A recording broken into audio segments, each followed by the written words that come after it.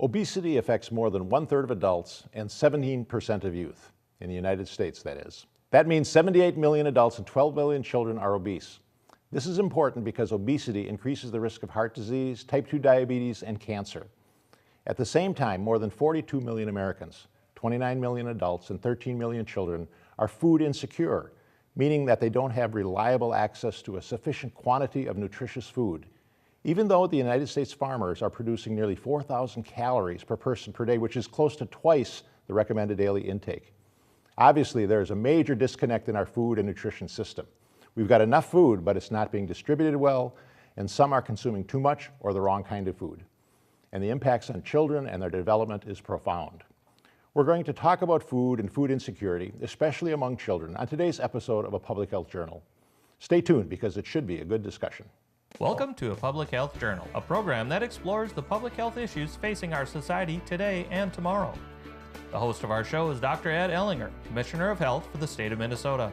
A Public Health Journal is sponsored by the Minnesota Department of Health, the Hennepin County Human Services and Public Health Department, and the Minnesota Public Health Association, all working together towards the goal of healthy people living and thriving in healthy communities. Welcome to A Public Health Journal. Hunger and food insecurity among children negatively affects their health, cognitive development, and school performance. And nearly 13 million children are food insecure. At the same time, almost an equal number of children, 12 million, are obese. What does this mean for children and for our society? And what's being done to address those problems? That's going to be the focus of our discussion today. And joining me in that conversation are Terri Swartout, School Health Coordinator at the Minnesota Department of Education, and Bertrand Weber, Director of Culinary and Wellness Services for the Minneapolis Public Schools. Terri and Bertrand, welcome to the program. Thank you. I'm looking forward to our conversation because this is really an important topic, that's sort of front and center in public health, nutrition, school readiness, school improvement. These are the things that really impact health. And I'm going to start out by first talking about the big picture before we start talking about specifically what you do. And that is, as I mentioned in my introduction, we have obesity and food insecurity at the same time. Terri, how are those related? They're absolutely related. When we talk about giving kids a good start, we know that education plays a huge role throughout their whole lifespan. We know that there's a direct link between health as well as academics, and food plays an important part of that. And so, of course, we know that for kids to be fueled effectively at school, their brains need to be fueled. And, of course, we're dealing with kids that sometimes, aren't given the amounts that are needed. So food insecurity, yes, a huge issue. At the same token, we know that good food also plays a role with regards to their academic indicators and strengthens the relationship between their academic success in school. And so there's many programs out there, and we can talk about some of those this morning. But we know that 95% of youth attend schools here in Minnesota, and we have a job to make sure that they are fueled to do the best that they can in school. And you're responsible for the schools throughout the state. So you're not personally responsible, but you work with schools throughout the state. Food insecurity, tell me how that plays out. How do you see that in the schools?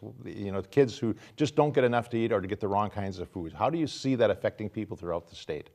Well, we know that, of course, children, young adults, can't function to their peak if they're not nutritiously satisfied. And so, we have children that sometimes when they leave school on Friday afternoon, that's the last meal that they're going to get before they arrive to school on Monday morning. And so I do work with a lot of different decision makers and people that work in local school districts. And one quote that really sticks out to me is a superintendent had talked about how within her budget she has to, of course, provide transportation and fuel for her children to get to school. And she said, it's also my job to make sure that all my children are fueled with regards to brain power. And I thought that was really a good, strong statement. We need to understand that not every child is given 3 meals a day. And we know as adults that if you haven't eaten in 12, 24 hours, how are we functioning? So it definitely impacts children. Yeah. And Bertrand, I know you've been interested in obesity, and you brought a slide along that shows kind of the obesity rates as they've increased, and we'll put that on the screen here in a second, that shows over the last 50 years or so, we've really increased. Maybe tell us what's going on in that slide. Well, I'm not sure I'm the expert to tell you what's going on, but it's obviously staggering to see the increase of obesity between 1985 and now 2016. And one of the facts that's really relevant to this is that about a third of obese children are also starving because of lack of nutritious food. They consume an increased amount of calorie-dense food as opposed to nutrient-dense food. And part of it is just how our food system has evolved over time. If you go back to 1985, there was still quite a bit of whole food, or I like to call it food made from food. And over the time, we've graduated to a lot more processed food.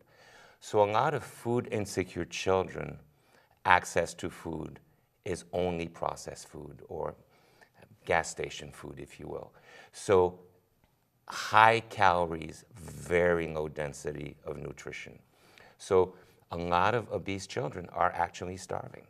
So you're saying that kids, poor families, with the limited resources that they have, they buy high-calorie things, not necessarily the most nutritious, and that's why the obesity rates go up in lower-income folks. And part of the issue is education. If you take a family on a low income that walks into a grocery store, that sees a pineapple, say, for $3, $4, or they'll see a bag of chips for $2.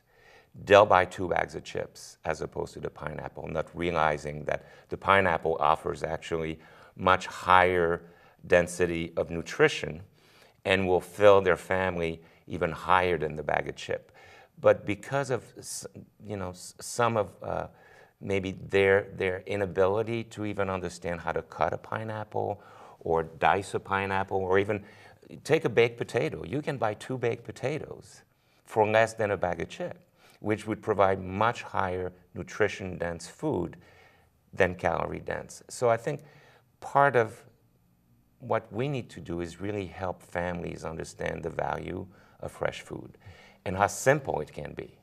So how did we get to this situation from the time when we got food made out of food to where we now are buying a lot of convenience food? What happened in as 30 years?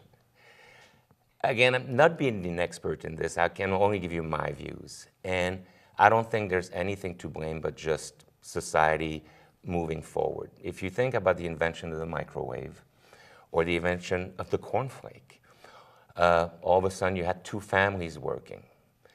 And the introduction of highly convenience food remove, even in schools, we removed teaching kids how to cook. Why would you make soup when you have a tomato soup in a can? Why would you bake even a cookie? I know it's not healthy, but it's still a good, it's a nice treat when you can buy something.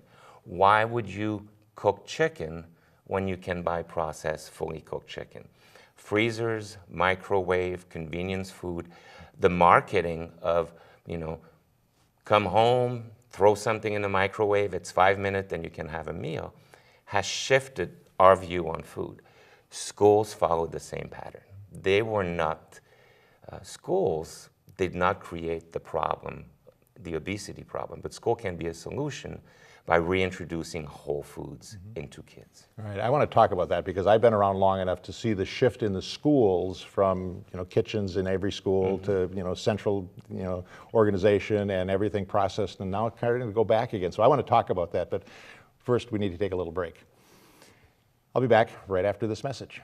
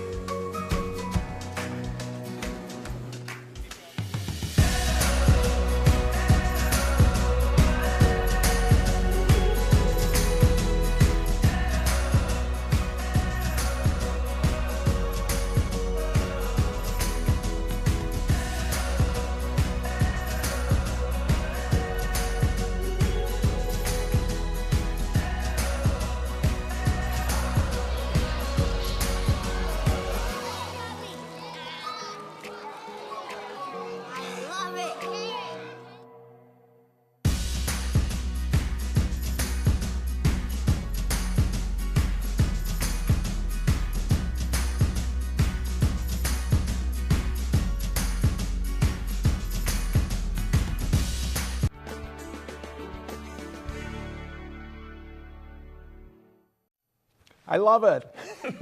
I'm trying to be like the little kid in that thing. So welcome back. We're talking about obesity and food insecurity, particularly the role that schools play in addressing two major problems. With Terri Swartout, School Health Coordinator in the Minnesota Department of Education, and Bertrand Weber, who is the Director of Culinary and Wellness Services for the Minneapolis Public Schools. So Terri, let's start with you. I want a little history.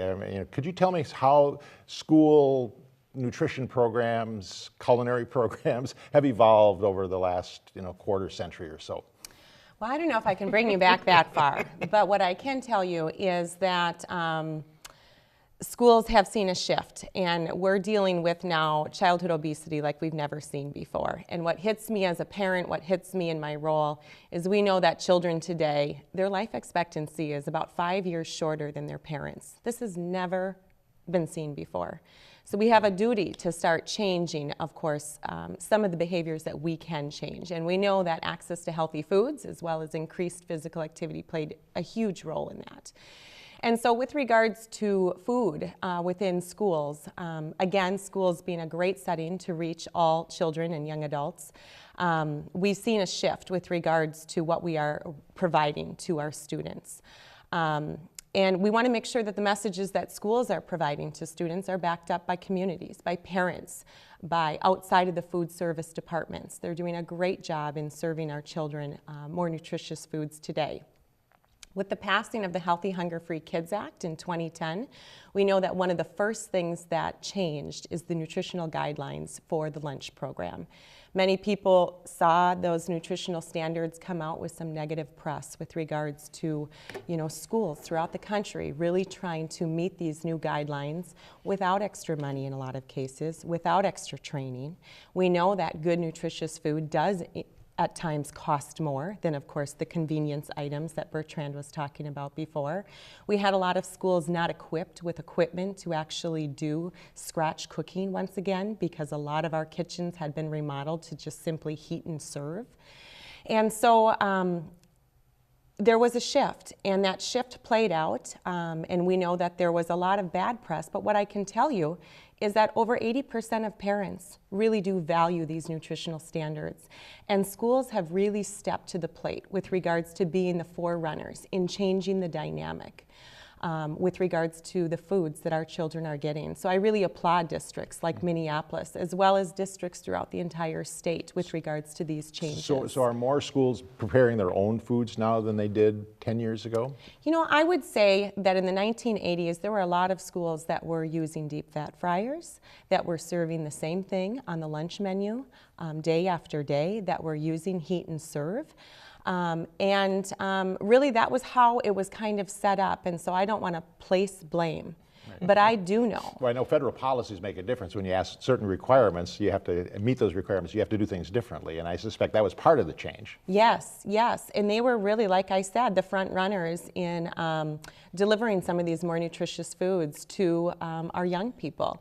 And there was a change, a cultural shift that took place there, and change is difficult. So we know that it took many years before, things kind of settled down. But we know that the food that kids are receiving today, there's dense calories in there, in the sense of, in the past we always had a caloric amount that kids needed to receive. But now with the new passing of Healthy Hunger-Free Kids Act, there's actually a cap with regards to those calorie counts.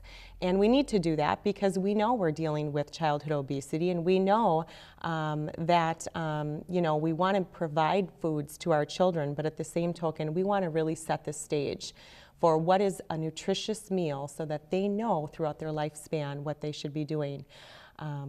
So I don't know if I can speak necessarily to all the changes, but I know that we're working towards change, and schools were really kind of the pioneers in that. And it's trickling down to families, to communities, and our kids are really the beneficiaries of these changes. Bertrand, let's talk specifically about what's going on in the Minneapolis Public Schools, one of the larger districts. How long have you been with the Minneapolis Public Schools? So I've been with Minneapolis for 5 years now. Okay, so give me your perspective of what was going on and how you're trying to change things. Well, I think to your point, there's really no one to blame, but as I mentioned earlier, it's really a societal shift in our food system. Schools did not invent ranch dressing with pizzas. We didn't come up with the chicken nugget. It was just our food system changed. The fast food chains came out, the convenience food came out, and schools just continued in the same way, in the same path. At the same time, kitchen were stripped because of convenience food. Skills were removed. Parents, parents, food workers, that high-level skills kind of slowly went away. Minneapolis in the mid-'70s built a central kitchen as a way to provide a meal to all the children within Minneapolis, because a lot of schools didn't have kitchen at the time. So schools built before the mid-'70s, a lot of them didn't have kitchen. School built after the '70s no longer needed a kitchen because we had a central kitchen. And the kitchen in the mid-'70s was built as a state-of-the-art facility. They actually butchered meat, they had fresh vegetable, they made their own bread. It was just a beautiful facility, and over the course of the year, like everything else, that central kitchen became a repacking facility, and all the cooking equipment went away. When I started in Minneapolis and I looked at how we were presenting food to our kids and the type of food we were serving our kids, and how many kids were actually taking part of the program, I realized that we needed to make a drastic change to address food insecurity, obesity, cardiovascular diseases, and as you probably are aware, the substantial increase in food allergies that is just popping up everywhere. So I looked at what we were doing and realized that the first thing we needed to do was to change the food integrity, if you will. Start really looking at the food we were serving and focusing on food made from food as much as we could. Look at ingredients, look at the unnecessary ingredient in a lot of processed food that we were doing, and then shifting, hopefully, some of the eating habits of our students by introducing fresh fruits and vegetables. We now have salad bars in about 95% of our schools. So with the Healthy Hungry Free Kids Act, with a calorie limit, salad bars offer them options for nutrient dense without drastically increasing the calories. And has it been challenging? Certainly been a uphill, rocky road at times, but we have to stay the course. You know, if a child doesn't like the curriculum, they don't opt out of their math class. Why should we do the same thing in food? If we continue on the path of creating kids' food because as adults we believe that's what kids like, we will continue to offer them the same food over and over again. So part of what we're doing is trying to teach them to introduce new flavors, new textures, and bring them back to appreciating whole food in its natural form. Same with whole grain. We're really, you know, with the regulation having to offer all grain served have to be whole grain rich. That's great, but part of whole grain is eating the brown rice and the quinoa and the wheat berry and the red rice. It's not the whole grain bread that's going to really introduce whole grain into kids. It's shifting that paradigm from process to whole. Right. I want to talk about some of the specific examples and some stories you've got from both of you, and particularly about SHIP and how it's helping throughout the state, but we need to take another little break. So we'll be back right after this message.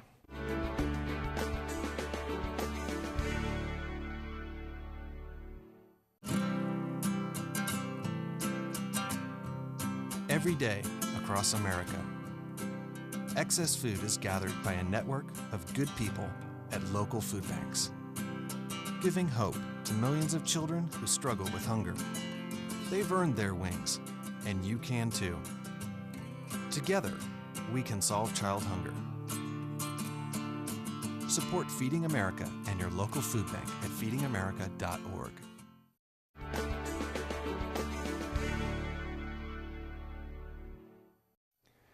Welcome back. We're talking about obesity and food insecurity as it relates to children in schools with Terri Swartout from the Minnesota Department of Education and Bertrand Weber from the Minneapolis Public Schools. Terri, I want to start out in the last segment that we've got. Tell us about SHIP, the Statewide Health Improvement Partnership, and what it's doing sort of statewide with nutrition, particularly among kids. Great. I'd be happy to talk about SHIP. SHIP right now is in all 87 counties here in Minnesota, and one of the settings that SHIP works on is the school setting. And SHIP is really out there to make the healthier choice the easier choice. And so when working with young people, SHIP is really kind of focused on two key strategies. And one of them is the healthy food, trying to increase access, increase health literacy around schools, and ultimately reach our goals. Our goals are increasing fruit and vegetable consumption, as well as decreasing sodium levels, decreasing saturated fat, and we're also looking at trying to get rid of kind of incorporating more healthier whole items, like Bertrand said. We have children today that think carrots do just come in a packaged container and they're only about 2 inches long. And so the other strategy that we work on is really getting kids in the garden, and so school-based agriculture and incorporating farm to school. They don't know about adult carrots, right? They only know about baby carrots, right? And they didn't know carrots could be purple, right? And so SHIP, like I said, partners with schools in all 87 counties here in Minnesota. We know that SHIP over the course of time has hit approximately or somehow touched about 40% of our K through 12 population.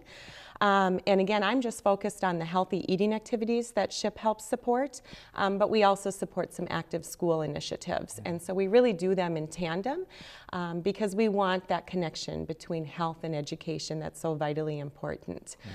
And Bertrand, I know one of the things is farm to school that SHIP really focus on. Do you get engaged with that in the Minneapolis schools?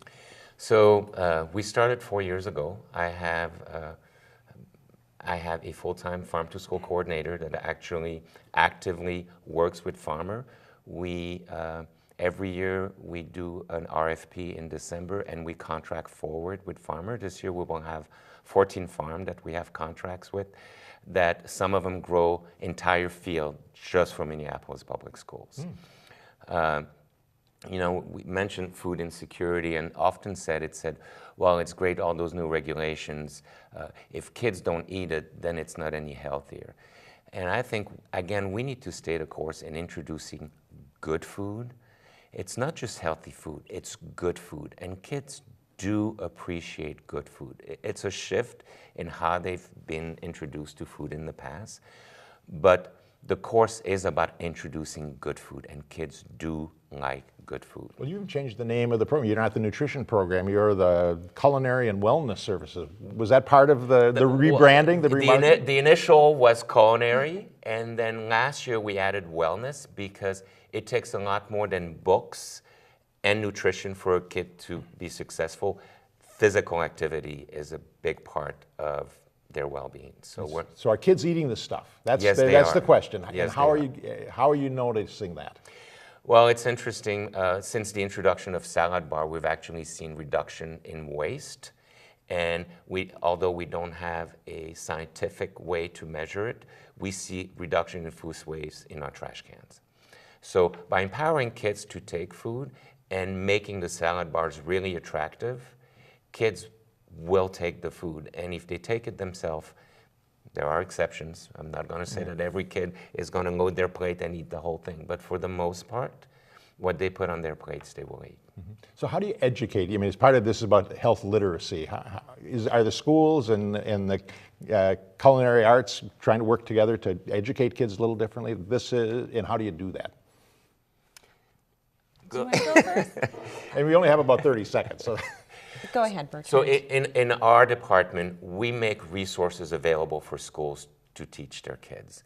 We're not in the classroom, but we provide all the resource from farm to school to nutrition education to specific class. We have a registered dietitian that actually is available for schools to do presentations. She's done presentation to our athletic team and kind of change the way they view food so that she can really explain to them the value of whole foods So ours is more of a resource for teachers and schools to use. All right.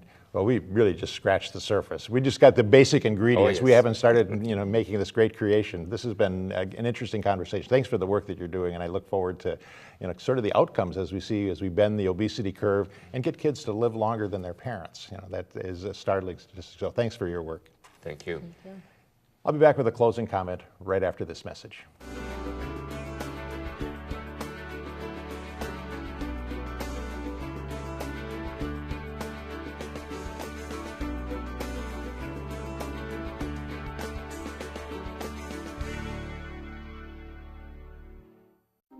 It's fine that other people like you. It's more important that you like yourself.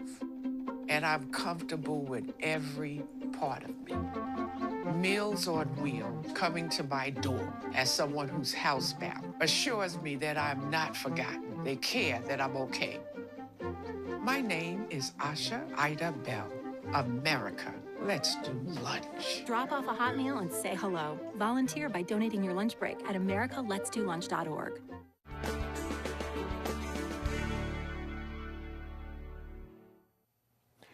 In the last few decades, diet-related health issues, including obesity and related diseases like type 2 diabetes, have surged.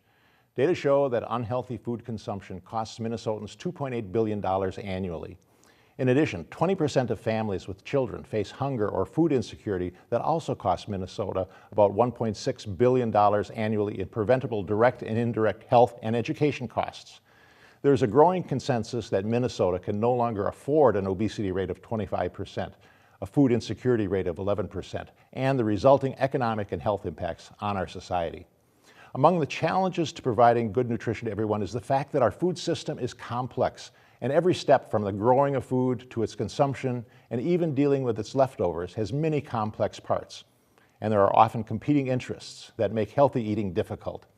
That is why a diverse group of individuals and organizations came together to develop the Minnesota Food Charter, a guide for policymakers and community leaders in providing Minnesotans with equal access to affordable, safe, and healthy food, regardless of where they live or how much money they make.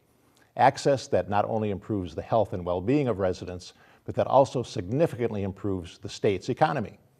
The Minnesota Food Charter shows policymakers, community leaders, and individuals how they can provide all Minnesotans with equal access to affordable, safe, and healthy food, regardless of where they live. But that can only happen if communities and partners from agriculture, business, transportation, government, and education come together and work for the common good. I have no doubt that if any state in the nation can do that, Minnesota can. And by doing that, we can achieve the goal of a prosperous, economically vital food system that also promotes healthy, affordable food. We can make the healthy choice the easy choice. That's all for today. Thanks for joining us. I hope you're going to join us again next time on a Public Health Journal.